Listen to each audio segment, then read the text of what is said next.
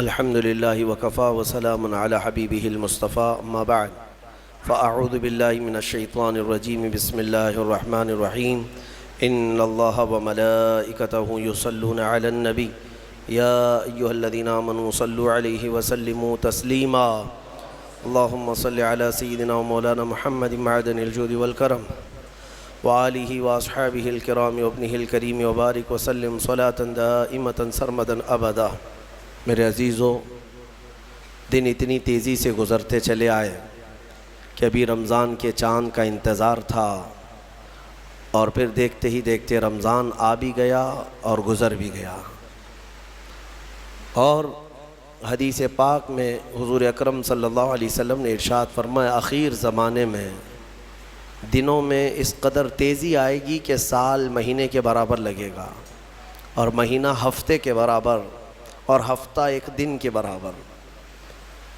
اب وقت میں برکت نہیں، بہت تیزی سے دن گزرتے چلے جائیں گے۔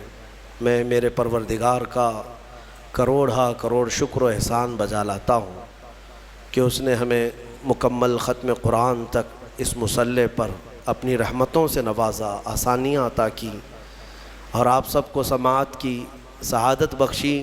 یہ کم اعزاز نہیں ہے میرے عزیزوں۔ آپ نے شروع سے لے کر اخیر تک اس رب ذوالجلال کے لاہوتی کلام کو سنا ہے جو پتھروں پر نازل ہو تو ریزہ ریزہ ہو جائے، اور اس مصلی پر پڑھنے کی اگر اس نے سعادت بخشی ہے تو یہ اس کا بہت بڑا احسان ہے۔ قرآن جب ختم ہوتا ہے تو اس کا غم حافظ قرآن کو اندازہ ہوتا ہے۔ صبح سے شام تک، شام سے صبح تک قرآن سے چمٹے رہتے ہیں ہر دن۔ ابھی تراویح ہوئی، واپس جانے کے بعد کل کی تراویح کے فکر میں پورا دن گزرتا ہے۔ قرآن پاک کی کون کون سی صورتیں پڑھنا ہے، اسی میں اس کا پورا ذہن پورا دن گھومتا رہتا ہے۔ اور جب قرآن ختم ہوتا ہے تو دوسرے دن ایسا لگتا ہے کہ ساری دنیا ہی ختم ہو گئی، اب بالکل خالی خالی، اور عجیب سی کیفیت چند دنوں تک لگتی ہے۔ حفاظ قرآن اس کو بہتر جانتے ہیں۔ میرے عزیزوں، ہم نے قرآن عظیم یہاں پر تلاوت کی۔ میں یہ نہیں کہتا کہ ہم غلطیوں سے محفوظ رہیں گے۔ انسان خطا کا مرکب ہے، سہون بہت ساری غلطیاں در آتی ہیں ہر انسان سے۔ میں اللہ رب العزت کی بارگاہ میں توبہ بھی کرتا ہوں، استغفار بھی کرتا ہوں کہ مولا جانے میں انجانے میں قرآن عظیم کے پڑھنے میں، اس کی رعایات کی حقوق کی رعایات میں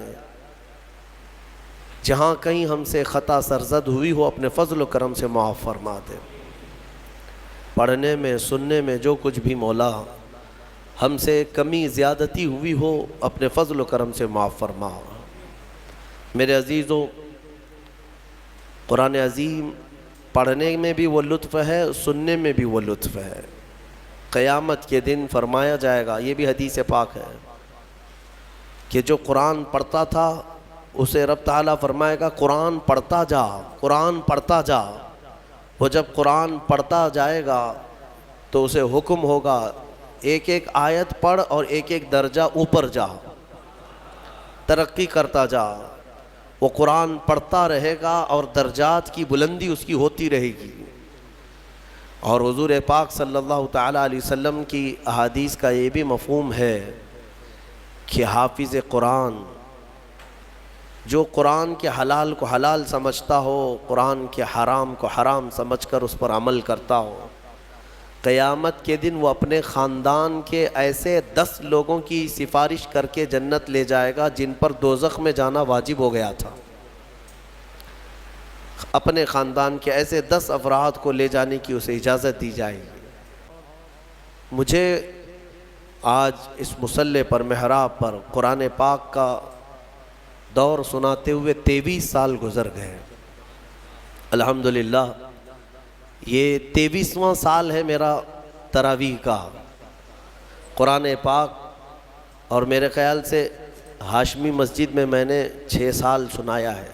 یہ چھٹا سال تھا، مختلف مقامات پر.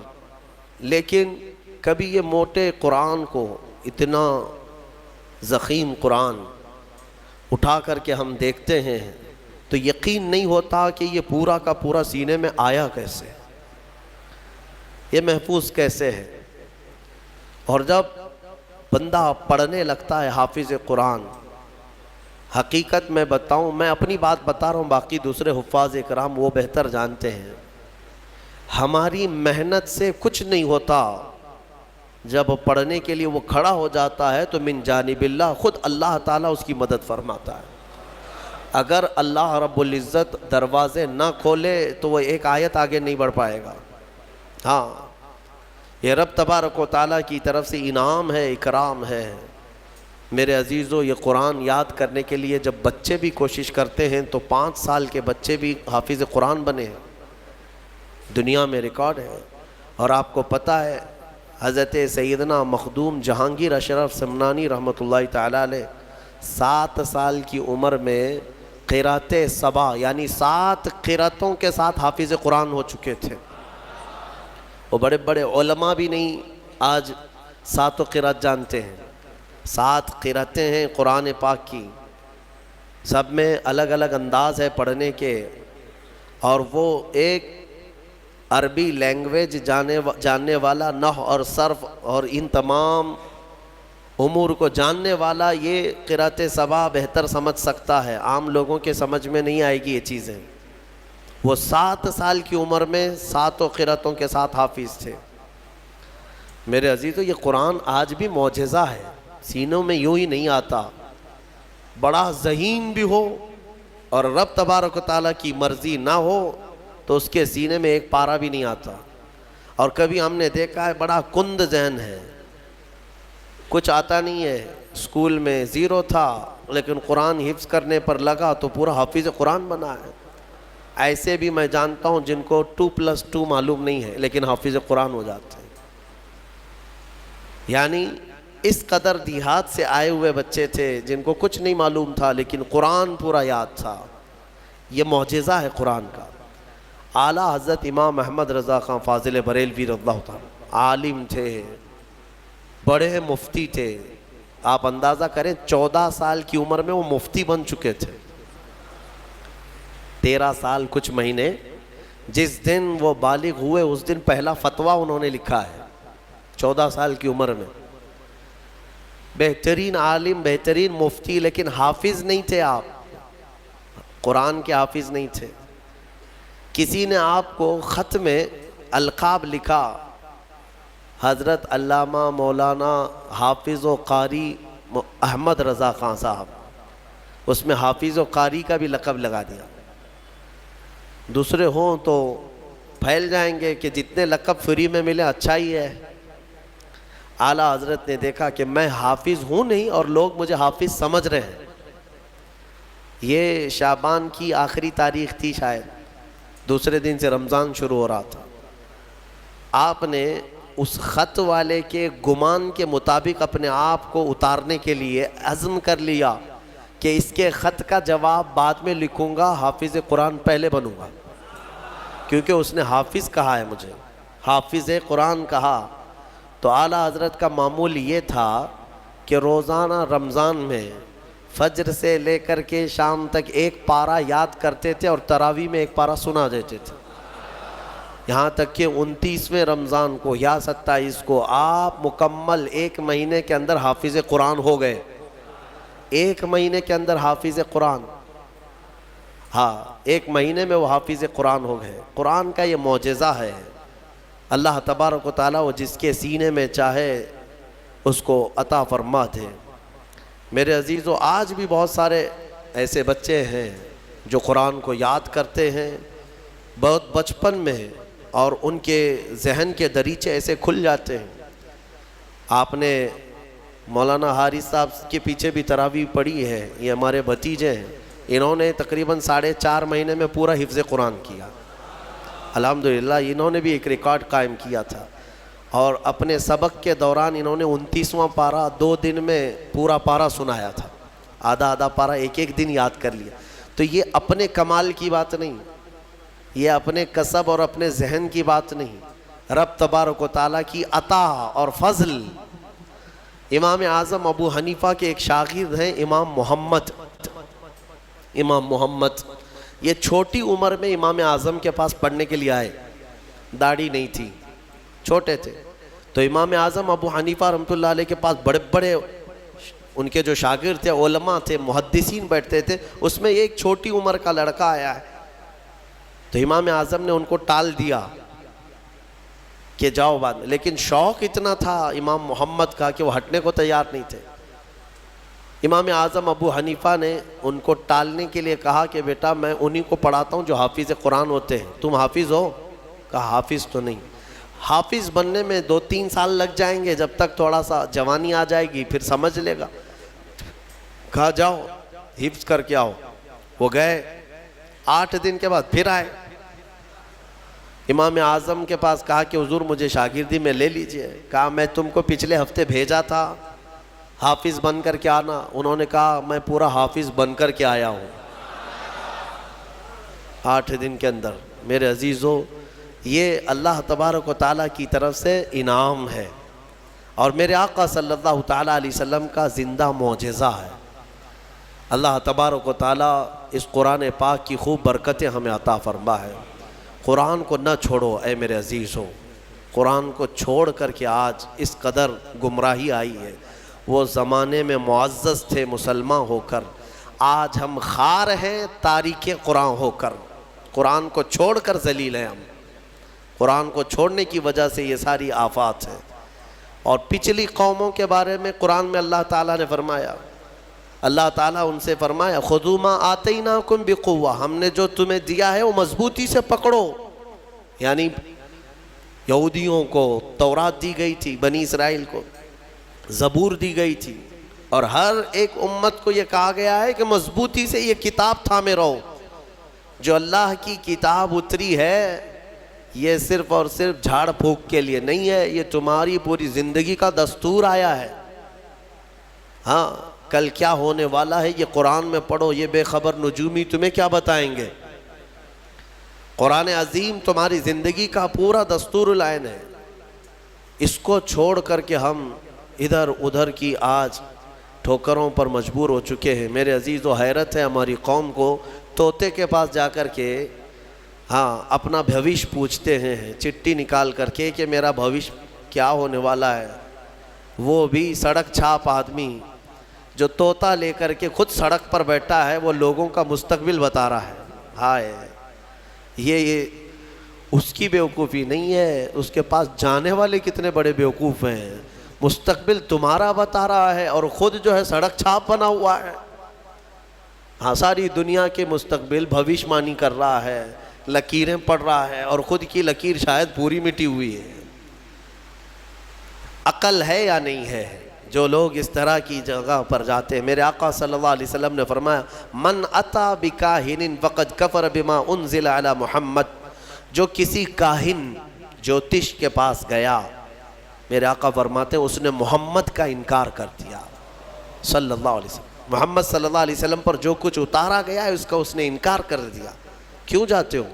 قرآن تمہارے پاس سب سے بہتر کتاب ہے، قرآن عظیم، ساری چیزیں تمہارے پاس۔ اللہ تعالیٰ نے فرمایا وَلَا رَطْبٍ وَلَا يَابِسٍ إِلَّا فِي كِتَابٍ مُبِينٍ، کوئی خشکی اور کوئی تری کی بات ایسی نہیں ہے جو ہم نے قرآن میں بیان نہ کیا ہو، سب ہے قرآن میں۔ اور جو جس طرح سے اس سے فائدہ اٹھائے گا وہ اس کے ظرف کی بات ہے۔ میرے عزیزو، کم سے کم آج اتنا تو کرو کہ تلاوت تو کثرت سے شروع کر دو۔ حدیث میں ملتا ہے کہ اگر لوگ آتے ہیں ہمارے پاس، وظیفے، اس کا وظیفہ، بچے پیدا نہیں ہو رہے ہیں اس کا وظیفہ چاہیے، روزی میں برکت اس کا وظیفہ چاہیے، بہت سارے ٹینشن ہیں، وسوسے آتے ہیں اس کا وظیفہ چاہیے، بیماری نہ آئے اس کا وظیفہ چاہیے۔ وظیفے انہی سب کے چکروں میں پڑے ہوئے۔ حالانکہ حدیث میں ہے کہ قرآن کی تلاوت تمہیں سارے ذکر سے بے نیاز کر دے گی۔ اگر قرآن کی تلاوت میں کوئی بندہ مصروف ہے، اس کے بارے میں فرمایا کہ اگر اس کو دعا کرنے کا وقت نہیں ملا، دعا کرنے کا وقت نہیں ملا اور وہ قرآن کی تلاوت میں مصروف ہے، تو فرمایا کہ مولا تعالیٰ اس کو سارے لوگوں کی دعا کے برابر عطا فرمائے گا۔ وہ بندہ رحمان کا کلام پڑھ رہا ہے، دعا کرنے کا اگر اسے وقت نہ ملا تو بھی مولا اس سے راضی ہے۔ میرے عزیزو، قرآن پڑھنے کے آداب میں بھی آج میں دیکھتا ہوں تو لوگوں کو کھجلی ہونے لگی، ادھر ادھر پینچیاں بدلنے لگے۔ قرآن پاک پڑھتے وقت تمہارے اندر رقت طاری ہو تو سمجھ لینا ایمان بھر گیا ہے۔ قرآن کی یہ صفت بتائی گئی، وَإِذَا تُلِيَتْ عَلَيْهِمْ آيَاتُهُ زَادَتْهُمْ ایمانا۔ یہ کون لوگ ہیں جو اللہ تبارک و تعالیٰ کے پرہیزگار بندے کون ہوتے ہیں؟ ان کے بارے میں اللہ فرما رہا ہے کہ جب ان کے پاس قرآن کی آیتیں تلاوت کی جاتی ہیں تو ان کا ایمان بڑھ جاتا ہے۔ وَجِلَتْ قُلُوبُهُمْ، ان کا دل ہلنے لگتا ہے شوق سے اللہ کی بارگاہ میں۔ حضرت امام اعظم ابو حنیفہ رحمۃ اللہ تعالیٰ علیہ مغرب کی نماز کے لیے حاضر ہوئے، صرف قاری قرآن نے اذا زلزلت الارض زلزالہا یہ سورہ پڑھی، اتنا رونے لگ گئے، اتنا رونے لگ گئے۔ اس میں قیامت کا ذکر ہے کہ یاد کرو کس چیز کو؟ جب زمین ہلا دی جائے گی، وَأَخْرَجَتِ الْأَرْضُ أَثْقَالَهَا، اور زمین کے اندر کی ساری بوجھل چیزیں نکال دی جائیں گی باہر، زمین سب اگل دے گی۔ اور سورہ قاریعہ میں اللہ نے فرمایا یوم یکون الناس کالفراش، لوگ اس دن پتنگوں کی طرح ہوں گے، اڑ رہے ہوں گے۔ وَتَكُونُ الْجِبَالُ كَالْعِهْنِ، اور پہاڑ روئی کے پھاہے ہوتے، روئی کے اس طرح پہاڑ جو ہے ہواؤں میں اڑ رہے ہوں گے، پورے بڑے بڑے پہاڑ روئی کے پھاہے کے طرح اڑ رہے ہوں گے۔ اللہ نے قرآن پاک میں جو قیامت کے تذکرے فرمائے، امام اعظم ابو حنیفہ صرف سورہ زلزال پڑھتے رہ گئے، عشاء کا وقت آیا، عشاء پڑھی، پھر کھڑے ہو گئے، صرف یہی اذا زلزلت الارض زلزالہا اسی میں رہ گئے۔ اتنا روتے تھے، اتنا روتے کہ ان کی داڑھی سے آنسوؤں کا پانی ٹپ ٹپ ٹپ گرنے لگا مسجد کے اندر۔ آپ کی عمر اس وقت قریب 70 سال کی ہے، قریب 70 سال کی۔ میں بتاتا ہوں، جس امام اعظم نے 4000 ختم قرآن کیے ہیں، 5 لاکھ حدیثیں انہیں یاد ہیں، 1000 سے زیادہ بڑے بڑے محدث شاگرد پیدا کیے اور لاکھوں مسائل کا حل بیان کر دیا، امت پر اتنا بڑا احسان ہے۔ وہ امام اعظم ایک سورہ پڑھ کر کے رات کے وقت کیا کہہ رہے ہیں جانتے ہیں؟ ان کے ایک شاگرد ہیں مسعر، وہ کہتے ہیں میں رات کے وقت جا کر دیکھا میرے استاد ابھی تک کھڑے، مغرب میں جو گئے تھے ابھی تک کھڑے۔ آدھی رات گزر گئی تو وہ دروازہ کھول کر پیچھے کھڑے ہوئے تو امام اعظم ہاتھ پھیلا کر یوں رو رہے تھے اللہ کی بارگاہ میں کہ اے مولا، قیامت کے دن اگر ابو حنیفہ کی بخشش ہو گئی تو تعجب کی بات ہے، ورنہ مجھ جیسا آدمی بخشے جانے کے قابل نہیں۔ امام اعظم کہہ رہے ہیں میری بخشش ہو گئی تو تعجب کی بات ہے، جس نے 4000 ختم قرآن کیے ہوں۔ اور پھر یوں کہتے ہیں مولا میرے پاس بخشے جانے کے لائق کچھ ہے نہیں سوائے سفید داڑھی کے، اور تو نے فرمایا ہے کہ سفید داڑھی والے کو عذاب دینے میں مجھے حیا آتی ہے، مولا میری سفید داڑھی کو دیکھ کر مجھے معاف کر دینا۔ یہ قرآن میں محو ہونے والوں کا انداز ہے، اور ہمارے ہاں برسوں ہو جاتے ہیں ہم خوف الہی سے نہ روتے ہیں نہ ہی ہمارے جسم ہلتے ہیں۔ ہمیں کس چیز کا غرور ہے؟ ہمیں کس چیز سے اتراؤ ہے؟ کیا ہے ہمارے پاس؟ دنیا کے جو سب سے اچھے لوگ تھے وہ صحابہ تھے۔ ایک بار وہ زور سے ہنس رہے تھے تو میرے آقا نے صرف ان کو اتنی بات پر پوچھا کیا تم سبوں نے قیامت کی تیاری کر لی؟ تو اتنی زور سے ہنستے کس بات پر ہو؟ صحابہ ہنسنا بند کر دی ہے، اور ہمارے حال یہ ہے نہ وضو ڈھنگ کا ہے، نہ قرات ڈھنگ کی ہے، نہ نمازیں ہو پائی ہیں، کچھ نہ ہو کر کے بھی ہمارا سینہ چوڑا کر کے ہم زمین پر گھوم رہے ہیں۔ اللہ کے خوف سے لرز جاؤ، اور قرآن عظیم کی تلاوت جو بندہ کرتا ہے کثرت سے، اللہ تعالیٰ کا وہ ایسا محبوب ہوتا ہے، ایسا محبوب کہ آپ دیکھنا موت کے وقت بھی اس کے چہرے پر نور طاری ہو جاتا ہے، ہاں اس کے لبوں پر مسکراہٹ ہوگی۔ قرآن کثرت سے پڑھنے والے کی روح آسانی سے نکالی جاتی۔ امام احمد بن حنبل بڑے امام ہیں، فرماتے ہیں نزا کیا وقت تھا ان کے، اور اس وقت سے کوئی باہر آتا نہیں، لیکن اللہ تبارک و تعالیٰ جسے چاہے موت کے منہ سے نکالے۔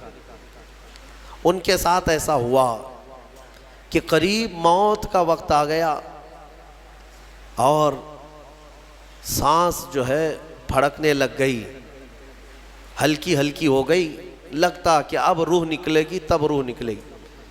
اسی اثنا میں وہ کہتے ہیں کہ شیطان قریب آ گیا، شدت کی پیاس لگی تھی، اور شیطان، کس کی بات کر رہا ہوں؟ امام احمد بن حنبل کی، شدت کی پیاس لگی تھی اور وہ پانی لے کر قریب آیا اور بار بار مجھے اپنی طرف بلاتا تھا، کیونکہ پانی کے لیے آدمی کہیں پر بھی چلا جائے۔ وہ کہتے ہیں کہ مجھے اندازہ تھا کہ یہ ابلیس ہے، مجھے بہکا رہا ہے، لیکن پانی کی خواہش بھی ہے۔ اور اس کے بعد وہ آپ سے بحث کرنے لگا کچھ معاملات پر، موت کے قریب، جبکہ بولنے کی طاقت بھی نہیں۔ تو اچانک ایک خوبصورت نوجوان آیا، اس نے گھونسے مار مار کر کے شیطان کو بھگا دیا۔ شیطان بھاگ گیا، ڈر کر کے بھاگا۔ امام احمد بن حنبل کہتے ہیں مجھے سکون ہوا، کم سے کم اس کی شرارتوں سے بچ گیا۔ وہ نوجوان اتنا حسین تھا، بہت خوبصورت تھا۔ میں نے اس سے پوچھا کہ میں نے تجھے زندگی میں کبھی دیکھا نہیں، تو کون ہے؟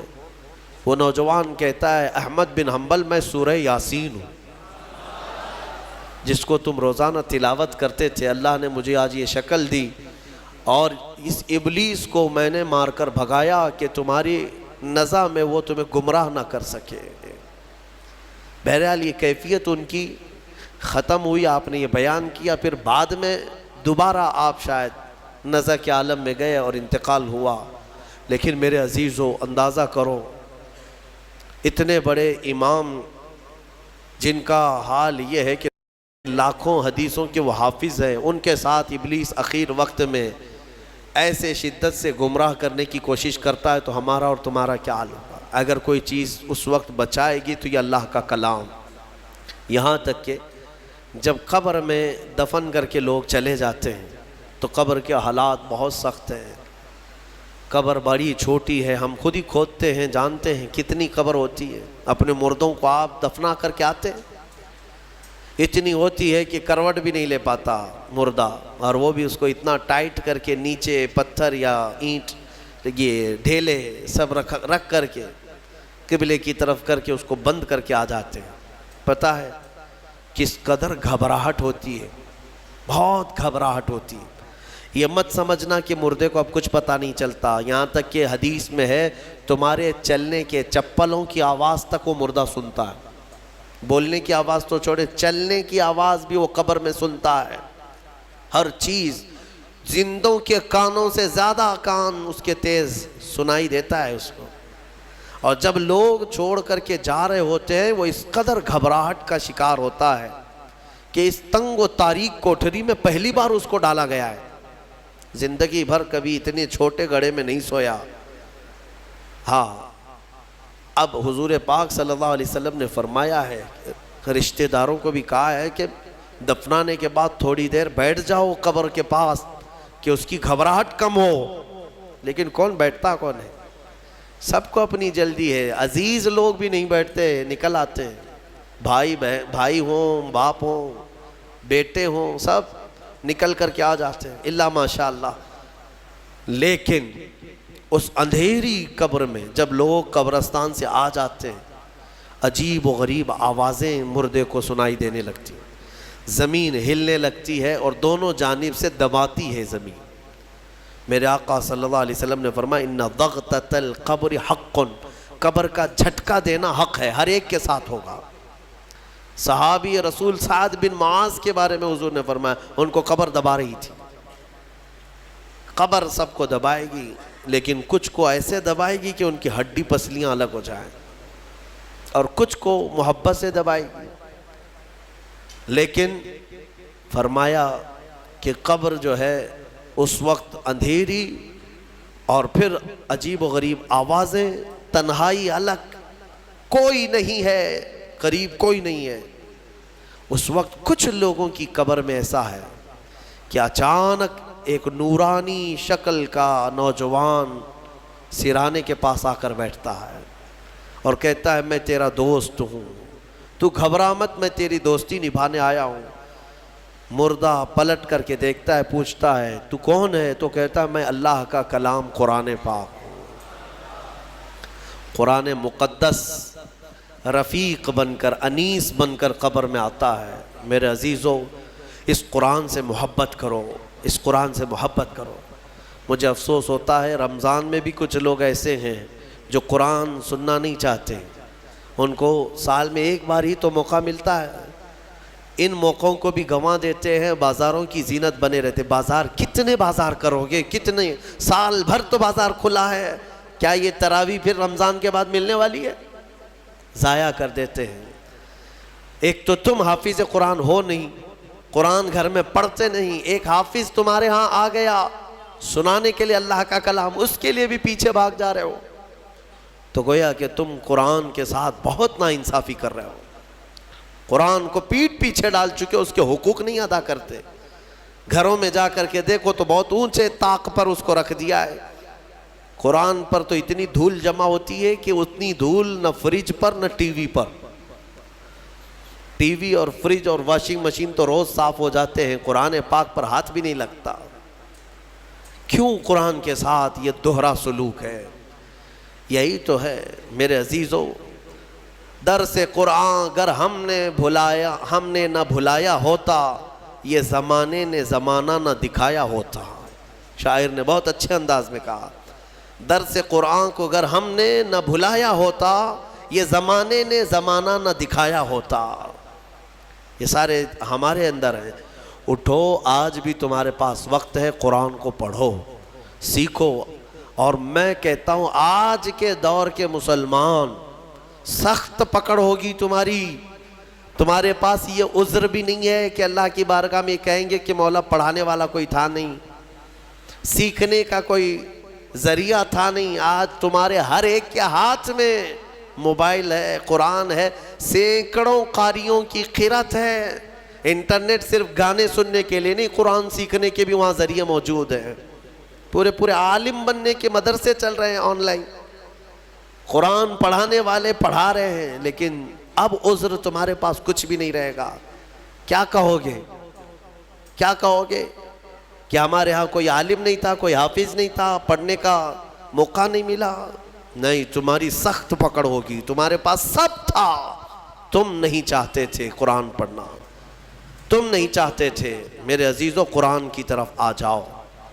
میں آخر میں یہ بھی کہنا چاہوں گا کہ جو حفاظ قرآن ہوں، میں اپنے متعلق نہیں کہہ رہا ہوں، میں اپنے متعلق نہیں کہہ رہا ہوں، دیگر جو بھی حفاظ قرآن ہیں ان کا ادب بھی بجا لائیں۔ اللہ کا کلام ان کے سینے میں موجود ہے۔ اور آج یہ اس مصلی پر، اس محراب میں اس سال کی میری آخری تراویح تھی۔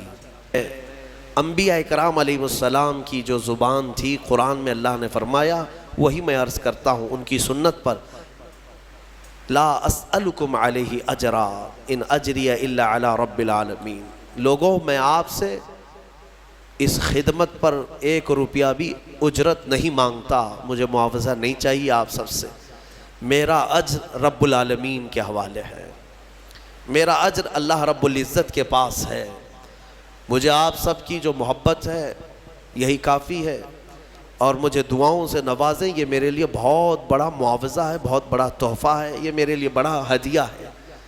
اور یہ محبت ہی تو ہے کہ اتنے گیپ کے بعد دوبارہ اس مصلی پر میں آیا ہوں، اور جو کچھ بھی ہوں میں یہاں تک آپ کے پاس بولنے کے قابل ہوں، یہ میرے والد کی تربیت ہے۔ آئیں، آج میں اپنی اس آخری محفل میں، چونکہ پھر کل سے شاید آپ کے سامنے حاضری نہیں ہوگی، تفسیر کا جو درس پہلے رمضان سے چل رہا تھا آج یہاں پر ختم ہوا، اور ایسا نہ ہو کہ زندگی کا آخری ہو، اللہ تعالیٰ پھر سے موقع عطا فرمائے۔ میں آئیں انشاءاللہ العزیز مولا کریم ہم سب کو آج کی رات معاف کرے گا۔ دعا کرتے ہیں جنہوں نے مجھے دعاؤں کی درخواستیں کی ہیں ان سب کو بھی میں شامل کرتا ہوں۔ یا ربنا یا ربنا یا ربنا یا اکرم الاکرمین، مولا قدیر ہماری اس میں ان تمام محفلوں کو اپنی بارگاہ میں قبول فرما۔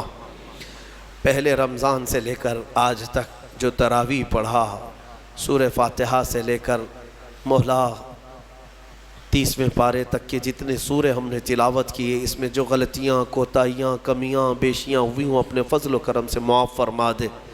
اے رب العالمین تجھے فضل کرتے نہیں لگتی بات، نہ ہو مایوس تجھ سے امیدوار۔ تو نے رمضان میں یہ حسین موقع دیے تھے، تیری اس مسجد کو ہم بھرتے تھے۔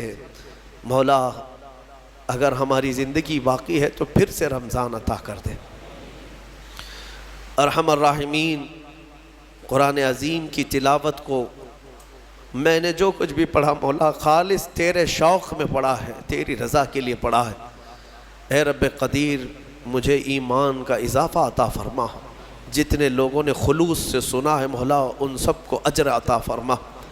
اور تفسیر قرآن جو آج تک کی محفلیں ہوتی رہیں، اس میں جو غلطیاں کوتاہیاں ہوئی ہوں مولا سب سے میں توبہ کرتا ہوں، مجھے معاف فرما دے۔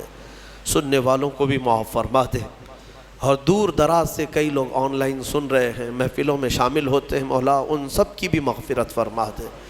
ارحم الراحمین، آج کئی لوگ تیرے دربار میں ہاتھ پھیلائے ہیں، کچھ محتاج ہیں، کچھ غریب ہیں، اپنے اپنے گھروں کی پریشانیاں، کچھ تو وہ ہیں جو بول نہیں سکتے۔ اے رب ذوالجلال سب کی پریشانیاں دور کر دے۔ اے رب العالمین پورے ہندوستان کے مسلمان اس رمضان میں پریشان ہیں مولا، جائیں تو کدھر جائیں، کس سے اپنے غم کی داستان سنائیں، سمجھ میں نہیں آتا مولا، حالات اس قدر بدلتے جا رہے ہیں۔ یا ارحم الراحمین مولا یہاں پر جتنے حاضر ہیں اور جو دور دراز سے سن رہے ہیں سب کو قرآن عظیم کا شوق عطا فرما، آخری سانس تک مولا قرآن کی تلاوت کرنے اور سننے کی توفیق عطا فرما۔ ہم قبر میں جائیں تو اس قرآن کو ہمارا دوست بنا دے، حشر کے دن مولا قرآن کو ہمارا شفیع و مددگار بنا دے۔ ارحم الراحمین میں گنہگار ہوں اور بڑے تو کریم ہے خدایا، تیری بندہ پروری ہے، صرف آج کی رات اتنی التجا ہے، کل قیامت کے دن جب تیرے حبیب محمد مصطفیٰ صلی اللہ علیہ وسلم ہزاروں غلاموں کی جھرمٹ میں جنت کی طرف جا رہے ہوں، ان غلاموں میں ہمیں شامل فرما دے مولا، جہنم سے آزاد ہونے والوں میں ہمیں شامل فرما دے۔ خصوصیت کے ساتھ یہاں پر جتنے لوگوں نے بھی میرے ساتھ محبت کا سلوک کیا سب کو اپنی شان کے مطابق اجر عطا فرما۔ میں فقیر آدمی ان کی محبتوں کا صلہ نہیں دے پاؤں گا مولا، سب کو تو اپنی شان کے مطابق اجر عطا فرما۔ ہمارے بچے، ہمارے شاگرد جو روزانہ قرآن پڑھتے تھے، سنتے تھے، اراکین، انتظامیہ، معاونین، امام، خطیب، سب کو مولا اپنے شان کے مطابق اجر عطا فرما۔ خصوصیت کے ساتھ میرے والد گرامی کی مغفرت فرما مولا، جتنے لوگوں کے والدین انتقال کر چکے، رشتہ دار انتقال کر چکے، ان کی قبروں کو بقعہ نور بنا دے مولا۔ ہو سکتا ہے ان کی خطاؤں کی وجہ سے ان کی قبریں تحریک ہو گئی ہوں مولا، ہم اجالوں میں بیٹھے ہیں، ایک بار ہماری دعا کے ذریعے ان کی قبروں کو اجالا کر دے مولا۔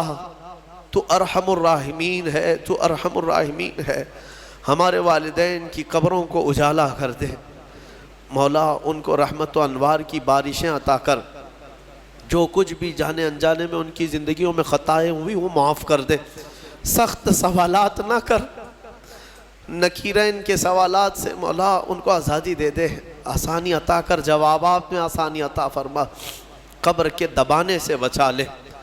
اے رب العالمین ہم جنت میں جانے کے قابل تو نہیں ہیں مگر تیری جہنم کا عذاب سہنے کے بھی قابل نہیں ہیں، بخش دے بس تیرے فضل سے مولا، تیرے فضل سے بخش دے، اور تو ہمیں بے حساب جنت عطا فرما دے۔ کل قیامت کے دن اگر تو ہم سے سوال کرے گا تو مولا ہمارے پاس ایک سوال کا بھی جواب نہیں ہے۔ اے رحم الراحمین ہم کو بغیر حساب کے معاف کر دے، معاف فرما دے۔ یا ربنا یا ربنا یا ربنا یا اکرم الاکرمین تقبل دعاءنا بحرمت جد الحسن والحسین ان اللہ وملائکتہ یصلون علی النبی یا ایہا الذین آمنوا صلوا علیہ وسلموا تسلیما اللہم صل علی سیدنا محمد معدن الجود والکرم وآلہ واصحابہ الکرام وابنہ الکریم وبارک وسلم سبحان ربک رب العزة عما یصفون وسلام علی المرسلین والحمد للہ رب العالمین وآخر دعوانا ان الحمد للہ رب العالمین. السلام علیکم.